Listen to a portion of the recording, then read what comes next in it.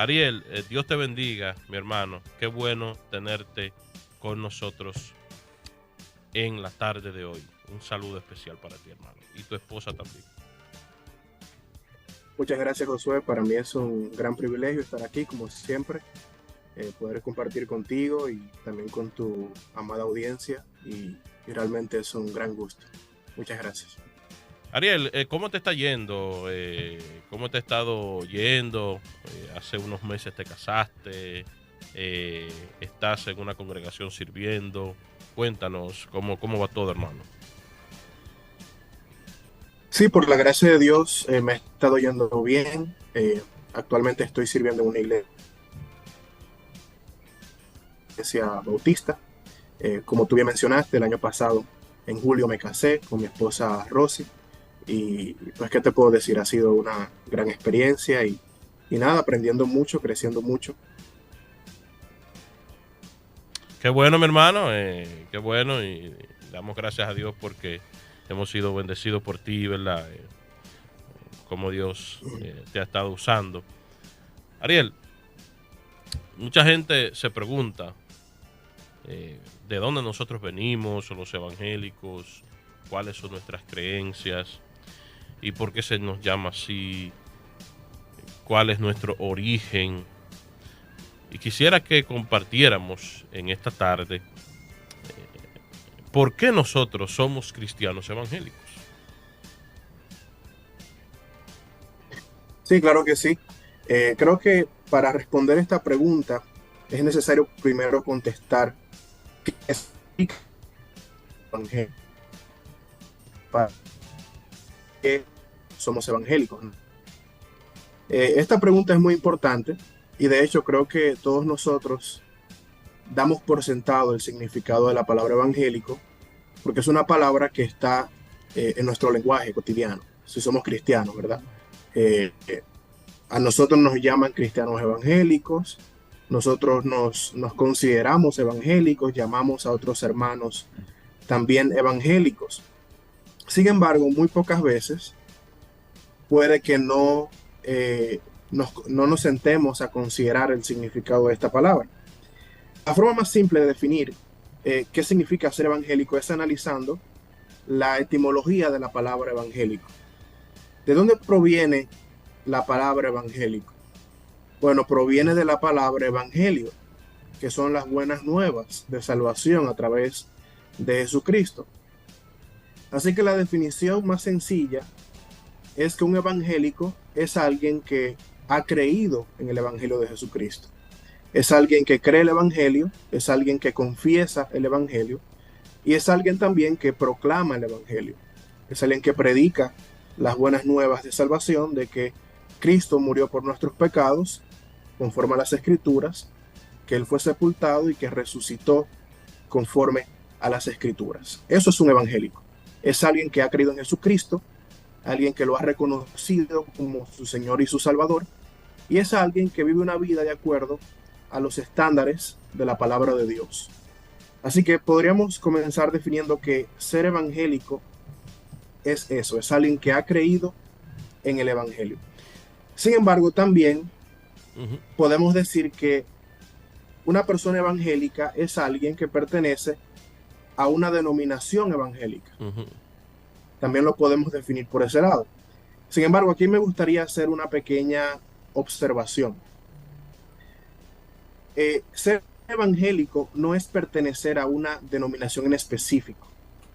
A veces puede que personas entiendan que ser evangélico es pertenecer a una denominación X. Y de hecho hay denominaciones que tienen en su nombre la palabra evangélico. Por ejemplo, en el caso de nuestro país, me parece que hay una denominación que se llama Iglesia Evangélica Dominicana, que me parece que es metodista o episcopal. Pero el punto es que muchas denominaciones tienen la palabra evangélico, pero ser evangélico no es pertenecer a una denominación en específico, sino más bien que el evangelicalismo o ser evangélico es un movimiento que engloba muchas denominaciones. Es por esa razón que, por ejemplo, un pentecostal es evangélico, pero también un bautista es evangélico. Uh -huh. también un metodista es evangélico, un templo biblicano, como tú y yo, es Ujú. evangélico.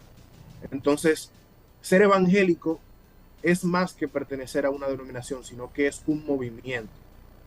Y esto es así por razones históricas. Y si tú me permites, voy a brevemente a decir cuáles son algunas de las razones históricas del por qué ser evangélico es ser parte de un movimiento más que de una denominación. Y es importante saber esto, Josué, porque eh, muchas veces algunos grupos, sobre todo los católicos romanos, nos critican diciendo que nosotros somos un grupo de iglesias divididas, Ujú. que no nos ponemos de acuerdo. Sin embargo, eso no es tan así, como vamos a ver más adelante.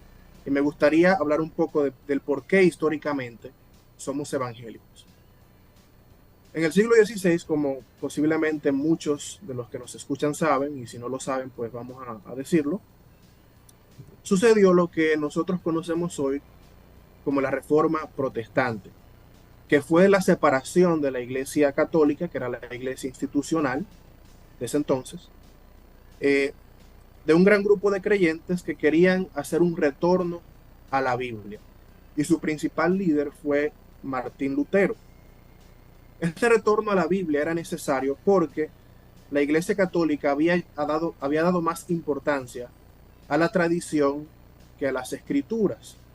Y grandes doctrinas que se enseñan con toda claridad en la Biblia habían sido ocultadas temporalmente. Por ejemplo, una doctrina tan importante como la salvación por la fe solamente, o la justificación por la fe, había sido ocultada y no se enseñaba. De hecho, las personas no conocían esta doctrina, creían que la salvación era por las obras, o por una mezcla entre fe y obras. Entonces sucedió la Reforma Protestante en el año 1517 y de esta reforma surgieron varias iglesias o denominaciones que por lo general asumían el nombre de su principal líder. Por ejemplo, surgió la iglesia luterana de Martín Lutero. También surgió la iglesia calvinista con su principal líder Juan Calvino, la iglesia presbiteriana también, que su principal líder fue John Knox, y también la iglesia anglicana, que fueron iglesias que también en cierto sentido llegaron a institucionalizarse, llegaron a formar eh, grandes instituciones eclesiásticas de iglesias. No obstante, en el siglo XVIII, en los años 1700, hubo en Inglaterra y en Estados Unidos un movimiento conocido como el Gran Despertar. Esto fue un avivamiento que surgió en el seno de algunas de estas iglesias surgidas de la Reforma, particularmente de la iglesia de Inglaterra, la iglesia anglicana. Y este gran despertar o avivamiento tuvo grandes figuras importantes como Jonathan Edwards en los Estados Unidos, también George Whitefield y John Wesley en Inglaterra. Y este gran despertar o avivamiento fue donde se les llamó a los cristianos por primera vez evangélicos. Y la razón por la cual a ellos se les llamó evangélicos fue porque ellos se enfocaban en la conversión, y eso lo vamos a ver un poquito más adelante. También se enfocaban en la Biblia, Ujú. no tanto en credos, en confesiones muy elaboradas, sino más bien vamos a la Biblia, vamos a ver qué dice la Biblia y a predicar la Biblia claramente. Y también se enfocaron bastante en el trabajo misionero.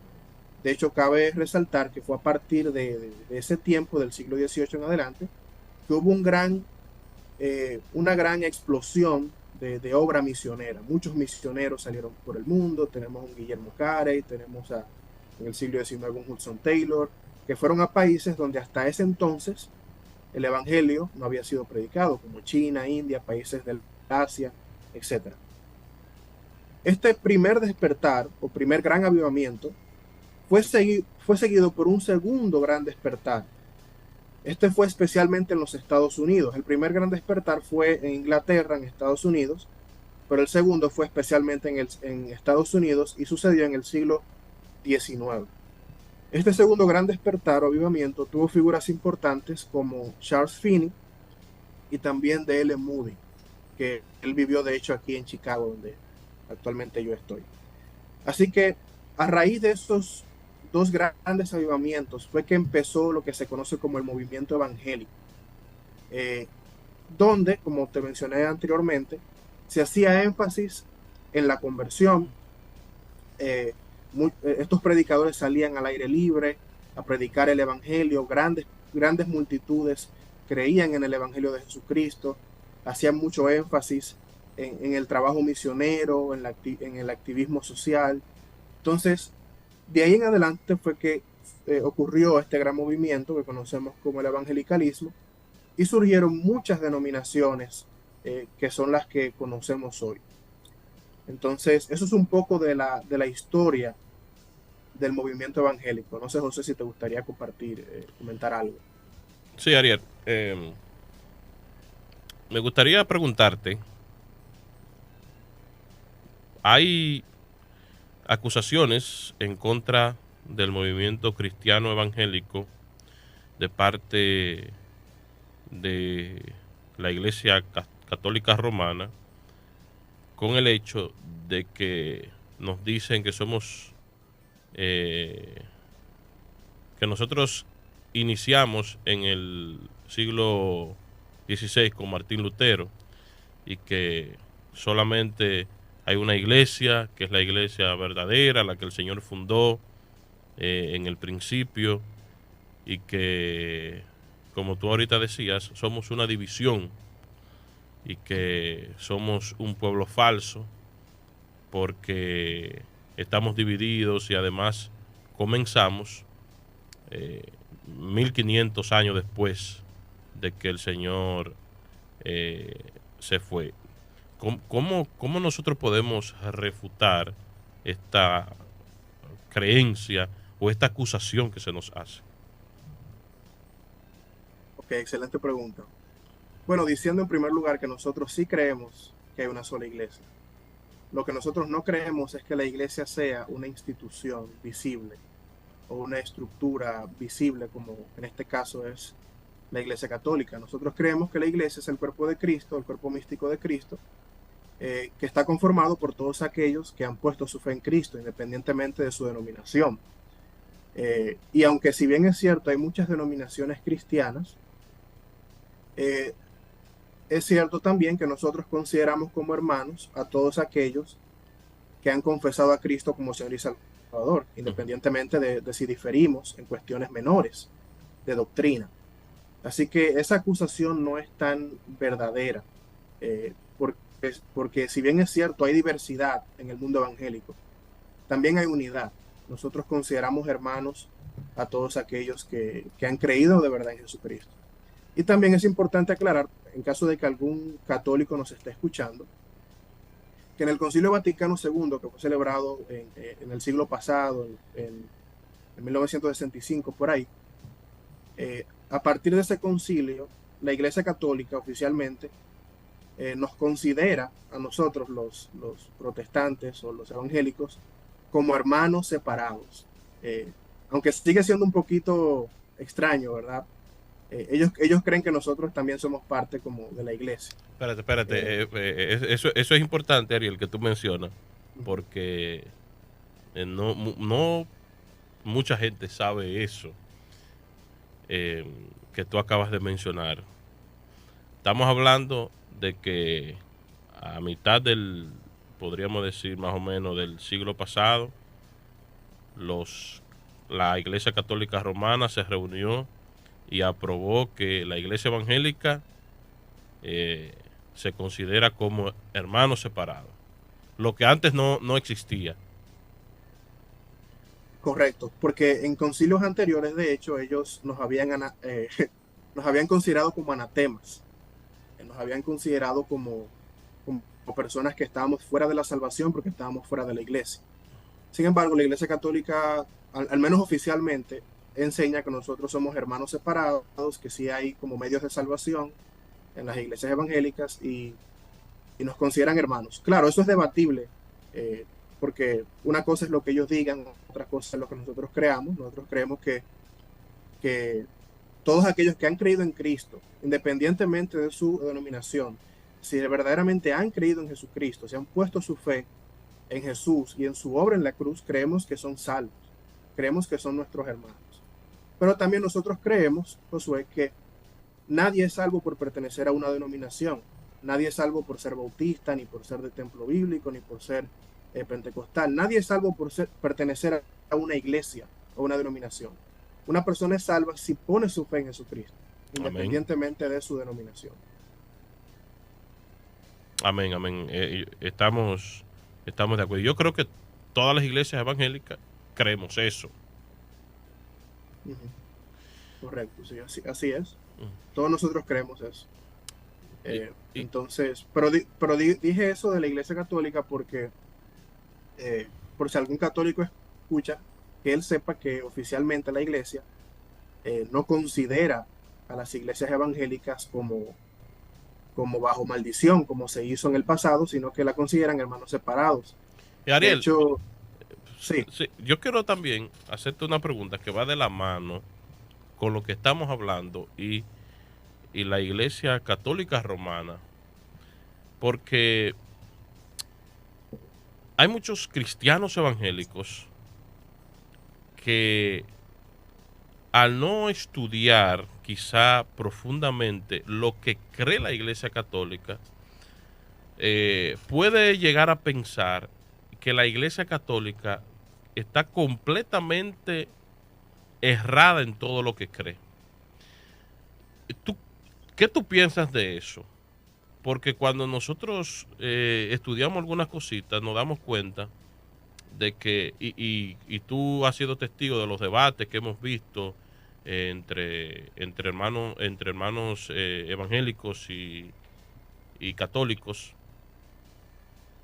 en cómo algunos de ellos tienen creencias correctas sobre Cristo, por ejemplo, por mencionar un tópico. ¿Qué tú entiendes de esto? Bueno, es cierto que no en todo nosotros diferimos de la Iglesia Católica. Por ejemplo, la Iglesia Católica cree en la Trinidad, como nosotros creemos en la Trinidad. La Iglesia Católica, en cuanto a la persona de Jesucristo, cree lo mismo que creemos los evangélicos, de que Jesús es Dios hombre, etcétera, etcétera. De hecho, tú mencionabas al principio el libro sobre el credo de los apóstoles, y a propósito de eso, en la iglesia de los primeros siglos hubieron varios concilios, llamados concilios ecuménicos, donde lo que se dice en esos concilios, como por ejemplo el concilio de Nicea y otros más, nosotros creemos lo que dicen esos concilios, porque son básicamente definiciones bíblicas acerca de la persona de Cristo, sobre todo, y también acerca de Dios, de la Trinidad y todo eso. Nosotros estamos de acuerdo en eso. Donde sí hay un gran desacuerdo, Josué, es en el tema de la salvación. Y yo creo que este es un tema muy importante. Y es un tema fundamental. Es un tema fundamental y hay un desacuerdo bastante marcado. Por ejemplo, nosotros como evangélicos, y eso lo vamos a ver un poquito más adelante, creemos que la salvación es por gracia, por medio de la fe en Jesucristo, como dice Efesios capítulo 2, versos 8 y 9. Nosotros creemos que si una persona reconoce que es pecadora y pone su fe en Cristo, pone su confianza en Cristo, en ese mismo momento esa persona es salva. En ese momento esa persona ante Dios es declarada justa ante Dios. No obstante, la Iglesia Católica tiene todo un complejo sistema de sacramentos que son necesarios para la salvación. O sea, mientras nosotros decimos que la salvación es algo que se recibe directamente cuando una persona pone su fe en Cristo, la Iglesia Católica enseña que para ser salvo es necesario recibir la gracia a través de distintos canales o sacramentos, que en total son 7. Por ejemplo, ellos enseñan que el bautismo, que es un sacramento según ellos, es necesario para salvación. Es por eso que bautizan a los niños, a los bebés, porque ellos entienden que el bautismo regenera, que el bautismo salva. También ellos entienden que lo que ellos llaman la Eucaristía, lo que nosotros llamamos la Cena del Señor, es otro sacramento que también confiere esa gracia de salvación. Y así podríamos enumerar otros sacramentos más, como el de la penitencia o la confesión, y otros más que ellos tienen, que básicamente son canales de gracia, canales de salvación. Sin embargo, nosotros estamos totalmente opuestos a esa idea, porque nosotros creemos que la salvación se obtiene por la fe en Jesucristo. La persona que pone su fe en Jesucristo, en ese momento esa persona recibe la salvación. Y también la Iglesia Católica enseña que la salvación es por fe y por las obras. O sea, que las obras también son necesarias para la salvación. En cambio, nosotros creemos que no, como dice la Biblia claramente. Dice Efesios 2:9, no por obras, para que nadie se gloríe. Dice Romanos 3:28, concluimos pues que somos justificados por la fe sin las obras de la ley. O sea, las obras no tienen ningún tipo de participación ni de mérito en la salvación, sino solamente la obra de Cristo en la cruz que nosotros recibimos mediante la fe. Así que, aunque si bien es cierto, estamos de acuerdo en algunas cosas, estamos en desacuerdo en cosas que son fundamentales, en cosas que tienen que ver con el Evangelio, con el corazón del Evangelio. Y ahí es que está el gran problema. Ahí está el gran problema. Ariel, una pequeña pausa para saludar a algunos hermanos que nos están ahí escuchando. Mi hermano José Miguel, nuestro hermano José Miguel Brito, la antigua, que es de esta casa. Saludo a él. También saludamos a nuestros hermanos de Solo Biblia, que están algunos de ellos escuchando este programa. También a algunos hermanos de Entre Hermanos, en unos grupos de WhatsApp. Y también saludamos a tu familia, Ariel, aquí en el país, don Augusto Los Santos, tu abuelo, tu abuela doña Olivia, también tu madre, Rode, y algunos otros de tus familiares que estén escuchando también, pues bendiciones para ellos del Señor. Sí, yo también les envío un afectuoso saludo a mi familia, a mi abuelo Augusto de Los Santos, mi abuela Olivia y mi mamá Rode. E igualmente envío un saludo a todos esos hermanos que nos escuchan. También le envío un saludo a mi esposa Rosy, que me está escuchando aquí en la casa, en otro lugar.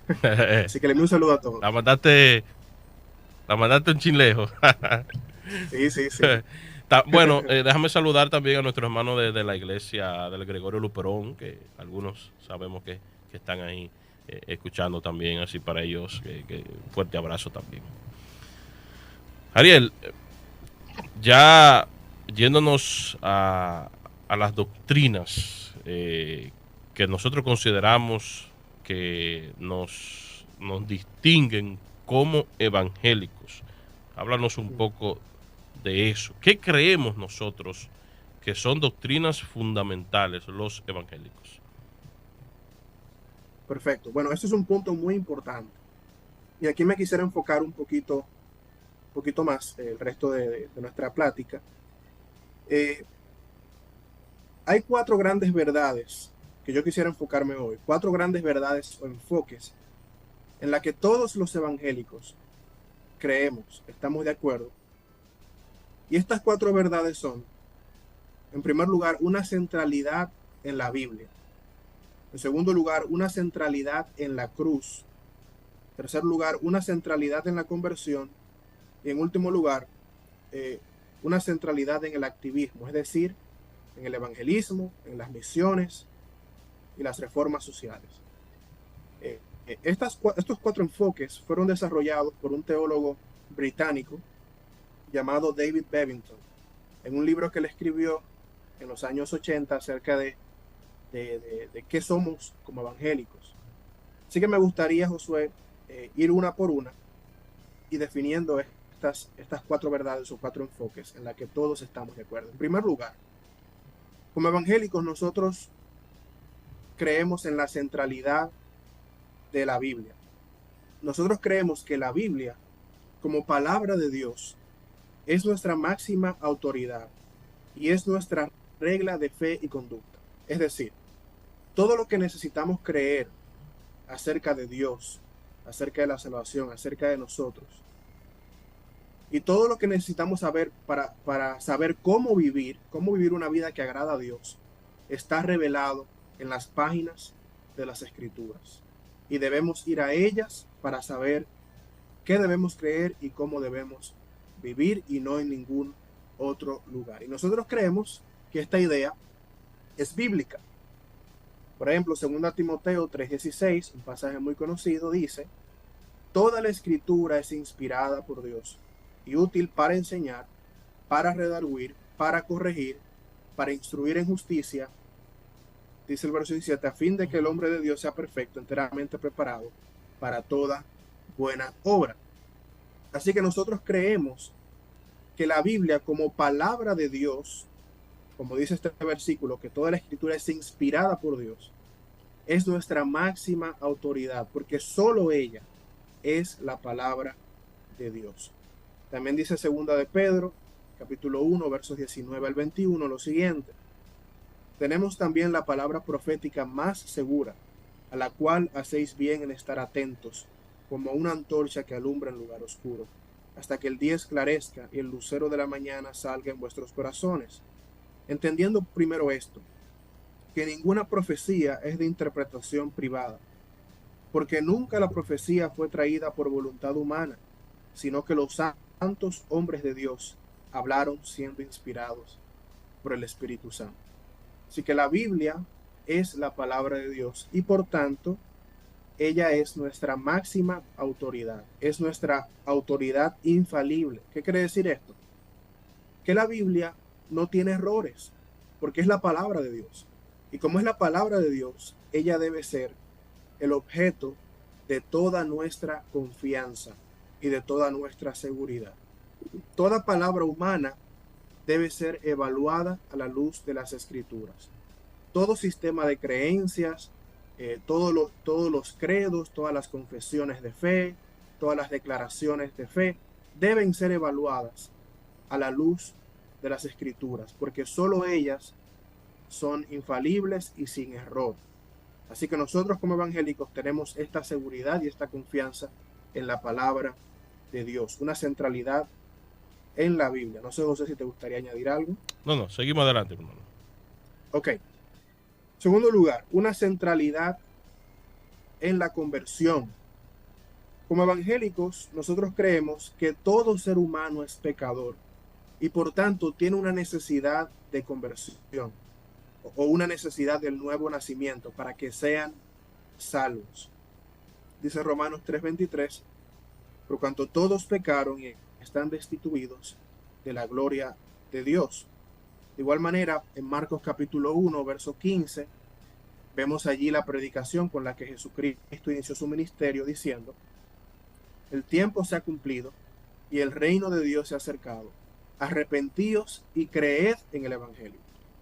Vemos que el mismo Señor, cuando comenzó su ministerio, su mensaje era un mensaje de arrepentimiento, era un mensaje de conversión, de que las personas creyeran en el Evangelio y como resultado tuvieran un cambio de vida. También dice Hechos capítulo 3, verso 19, en este caso tenemos al apóstol Pedro, un apóstol, vemos que también era la predicación apostólica. Dice lo siguiente: así que arrepentíos y convertíos para que sean borrados vuestros pecados, para que vengan de la presencia del Señor tiempos de refrigerio. Una necesidad de arrepentimiento, una necesidad de conversión. Nosotros como evangélicos creemos esto y predicamos esto, de que todo ser humano sin Cristo tiene que arrepentirse, tiene que creer en el Evangelio, tiene que convertirse. También dice Juan 3:3, un conocido versículo: respondió Jesús y le dijo: de cierto te digo, que el que no naciere de nuevo no puede ver el reino de Dios. Si una persona no experimenta un nuevo nacimiento, no puede entrar en el reino de Dios, no puede ser salvo. Nosotros como evangélicos creemos que todo ser humano necesita ser salvado, necesita experimentar la conversión, porque de lo contrario, como dicen las Escrituras, se encuentra bajo la ira de Dios. En tercer lugar, como evangélicos, nosotros creemos en la centralidad de la cruz. Nosotros creemos que la única manera en que los pecadores pueden reconciliarse con Dios es mediante el sacrificio expiatorio de Cristo, es decir, mediante el sacrificio que Jesús hizo en nuestro lugar para salvarnos de nuestros pecados. Es esa obra de Cristo en la cruz la que hace posible que pecadores puedan reconciliarse con Dios. Dice el apóstol Pablo en 1 Corintios 1:18, dice, porque la palabra de la cruz es locura a los que se pierden, pero a los que se salvan, esto es a nosotros, es poder de Dios. Ese era el mensaje de Pablo, la palabra de la cruz, el mensaje que tiene que ver con la obra de Cristo en la cruz del Calvario. También dice 1 Corintios 1:23, pero nosotros predicamos a Cristo crucificado, para los judíos ciertamente tropezadero y para los gentiles locura. El mensaje del Evangelio es el mensaje de Cristo crucificado. Amén. De Cristo crucificado. Y finalmente dice, dice también 1 Corintios 2:2, pues me propuse no saber entre vosotros cosa alguna, sino a Jesucristo y a este crucificado. O sea, ese era el mensaje del apóstol Pablo. Él dice en ese capítulo que él no fue a Corinto con sabiduría de palabras, con oratoria, sino que él fue con el mensaje del Cristo crucificado, del Cristo que murió y que resucitó. Y también un pasaje que citábamos al principio, también en 1 Corintios capítulo 15, versos 1 al 4, dice allí Pablo, además os declaro, hermanos, el evangelio que os he predicado, el cual también recibisteis, en el cual también perseveráis, por el cual, asimismo, si retenéis la palabra que os he predicado, sois salvos, si no creísteis en vano. Porque primeramente os he enseñado lo que asimismo recibí. ¿Qué cosa? Que Cristo murió por nuestros pecados conforme a las Escrituras, y que fue sepultado, y que resucitó al tercer día conforme a las Escrituras. Así que como evangélicos nosotros creemos que el mensaje de la cruz, que es locura a los que se pierden, es el único mensaje que puede traer la salvación a un mundo pecador, a un mundo necesitado de salvación. Y finalmente, Josué, el cuarto enfoque o la cuarta verdad que quisiera centrarme en esta mañana es el activismo. Aquí quiero explicar un poquito en qué consiste eso, porque sé que puede ser un poco confuso para algunos. Como evangélicos creemos que el evangelio no solamente se expresa en palabras, sino también en obras. Allí donde ha llegado el evangelio, no solamente las almas han sido salvadas, sino también que el evangelio ha impactado la sociedad, causando reformas sociales, promoviendo la justicia, el amor al prójimo, las obras de caridad, etc. Y hago una aclaración. Estas cosas no sustituyen el evangelio, sino que fluyen de él. ¿Qué quiero decir con esto? Que no estoy diciendo yo aquí que debemos ir a hacer obras sociales o debemos ser activistas sociales a expensas de la predicación del evangelio. No, lo principal es predicar a Cristo. Predicar a Cristo y a este crucificado. Ese es el mensaje que puede salvar las almas, que puede cambiar el mundo. Pero ese evangelio que trae salvación también resulta en vidas transformadas que aman al prójimo, así como aman a Dios. Que aman al prójimo y se preocupan por su bienestar, se preocupan por su bien y buscan realizar obras que beneficien al prójimo y que beneficien a la sociedad. Y esto yo creo que es bíblico, Josué. Quiero poner un ejemplo bíblico que encontramos en Mateo capítulo 14, versos 13 al 21. Una historia muy conocida que es cuando Jesús multiplica los panes y los peces para una multitud de 5,000 personas. Dice allí, esos versículos, dice, oyéndolo Jesús, se apartó de allí en una barca a un lugar desierto y apartado. Y cuando la gente lo oyó, le siguió a pie desde las ciudades. Y saliendo Jesús, vio una gran multitud y tuvo compasión de ellos, y sanó a los que de ellos estaban enfermos. Cuando anochecía, se acercaron a él sus discípulos, diciendo, el lugar es desierto, y la hora ya pasada. Despide a la multitud para que vayan por las aldeas y compren de comer. Jesús les dijo, y presten atención a esto, no tienen necesidad de irse, dadles vosotros de comer. Es decir, aquí Jesús les dice a sus discípulos, no, La responsabilidad de darles de comer es de ustedes. Ujú. Denles ustedes de comer. Vemos que Jesús, ¿qué había hecho antes? Había sanado enfermos, había hecho distintas obras milagrosas. Sin embargo, cuando llega la noche, las multitudes están hambrientas, los discípulos piensan nosotros, no que se vayan a las aldeas a comprar para que coman. Pero Jesús pone esa responsabilidad en sus discípulos. Él dice, no, denles ustedes de comer. Y en adelante sabemos lo que sucedió. Jesucristo multiplicó los panes y los peces. Dice Eh, también Gálatas 5:6. Dice, porque en Cristo Jesús ni la circuncisión vale algo, ni la incircuncisión, sino la fe que obra por el amor. La fe que salva, obra por el amor. Se manifiesta en buenas obras. Si bien es cierto, nosotros creemos con todas nuestras fuerzas que para ser salvo solo basta la sola fe y nada más. Pero esa fe que salva no se queda sola, sino que trae obras, obras de arrepentimiento, obras que muestran el amor de Cristo hacia otros. Y un último pasaje muy conocido es el de Santiago 2, 14 y 17. Dice, hermanos míos, ¿de qué aprovechará si alguno dice que tiene fe y no tiene obras?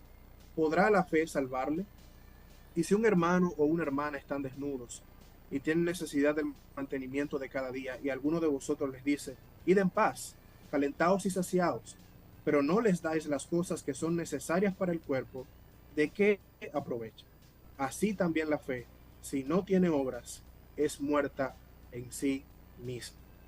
Me gustaría concluir esta parte con un ejemplo muy conocido. William Carey o Guillermo Carey, que es conocido como el padre de las misiones modernas, él fue como misionero a la India en un tiempo en el que no se enfatizaban las misiones, en que no se enfatizaba que una persona dejara su país, dejara su casa, ¿verdad?, donde vivía, para ir a un país extranjero, y mucho menos un país donde no había presencia del Evangelio, a predicar el Evangelio. Y William Carey fue un pionero en este sentido. Y Carey predicó el Evangelio, muchos vinieron a Cristo, él tradujo la Biblia a los idiomas nativos de esa nación. Pero William Carey no solamente predicó el Evangelio, también William Carey luchó por las reformas sociales de la India, incluyendo la abolición del infanticidio, del asesinato de niños, la quema de las viudas junto a los cadáveres de sus esposos, que era una terrible práctica que tenían de que cuando moría el esposo de una persona se enterraba a la esposa viva con el difunto. Y también él trabajó para la abolición del suicidio asistido, sin mencionar también que Carey y su esposa fundaron una universidad en Serampone en el año 1818. Pongo este ejemplo para mostrar que la presencia del Evangelio en un lugar no solamente beneficia espiritualmente a los individuos, sino que también impacta a la sociedad para su bien. Eso es una gran realidad, Ariel. Pensando en eso que tú dices, me acordé ahora de, de este hombre que es del movimiento de los hermanos en Estados Unidos, que tuvo un orfanato. Refréscame el nombre. Sí. George Mueller. George Mueller, un hombre Inglaterra, que... correcto. Inglaterra, perdón. Un hombre que Dios lo usó para albergar, leía más de 10.000 niños. Y leía en el libro del doctor Franklin Álvarez, que recientemente salió, contando la historia de los hermanos, del movimiento que nosotros conocemos aquí en República Dominicana como templos bíblicos. Y él decía que ese hermano llegó a recibir y a invertir posteriormente en más de 40 años de ministerio una suma que a la actualidad estaríamos hablando de 400 millones de pesos. Una obra social enorme. George Mueller, un hombre que Dios lo usó para bendecir muchos niños. Y eso es una muestra de que el Evangelio no puede ser no puede ser reemplazado por nada, ni tampoco ese evangelio más buenas obras para salvarse, pero como tú bien apuntabas, creo que todas estas cosas son necesarias en el sentido de la iglesia tener un mayor impacto en algunos aspectos sociales. Hay lugares donde tú no puedes ir con el mensaje, como dice, a mano pelada, porque quizás no te van a escuchar. Primero hay que saciar el hambre para entonces poder hablarle también de Cristo, que al final es lo que nosotros queremos, que la gente crea en el Señor Jesucristo. Así es, totalmente de acuerdo. El cristiano no es indiferente a los males de la sociedad, no es indiferente a la injusticia, a, al hambre, a los huérfanos. De hecho, en la Biblia vemos mucho énfasis, sobre todo en el Antiguo Testamento, sobre los huérfanos, las viudas, que eran personas que estaban desamparadas. Entonces, si bien es cierto, la obra social no sustituye y no debe sustituir la proclamación del Evangelio, un estilo de vida cristiano, acorde a las Escrituras, y que se centra en el amor de Dios y al prójimo, se va a preocupar también eh, por satisfacer esas necesidades que la gente tiene en este mundo. Amén. Ariel, muchísimas gracias, mi hermano, por estar con nosotros aquí y darnos este resumen histórico y también de creencias respecto a nuestro movimiento, los evangélicos. Gracias damos a Dios por ti, mi hermano, y qué bueno que Dios te siga usando para su gloria. Amén. Muchas gracias, Josué. Muchas gracias por la invitación. Para mí, como siempre, es un gusto estar aquí y espero que en un futuro podamos tener otras conversaciones más. Así es, en un futuro no muy lejano. Si Dios Te quiere. tendremos por aquí. Salúdame a Rosy. Y hermanos y amigos, Dios les bendiga. Gracias por el placer de su sintonía. Nosotros nos vamos a despedir por el día de hoy, invitándoles a que sigan con la programación de Arca, y nosotros nos vamos a encontrar el próximo sábado en un encuentro más de este espacio. Dios les bendiga.